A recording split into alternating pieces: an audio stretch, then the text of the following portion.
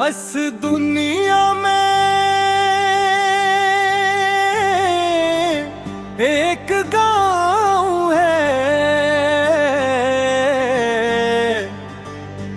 उस गाँव का नाम गड़ावो है।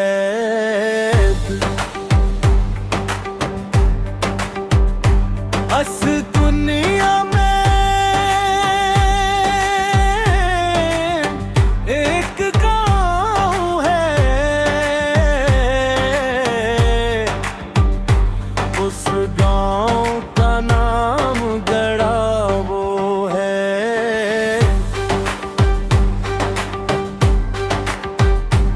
इस गाँव का राजनाना है, जो टूट पटोट का नाना है। उस गाँव में जितने भी लोग रहते हैं, सब यही कहते हैं कि ये गाँव बेहद पुराना है और यहाँ टूट बटोट का नाना है। उस गाँव के लोग निराले हैं,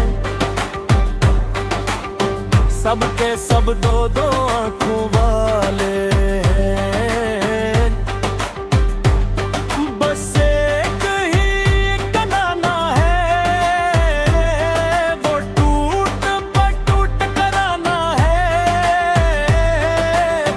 यहाँ जितने भी हमसे हैं, सब दादे चचा ताया ही यहाँ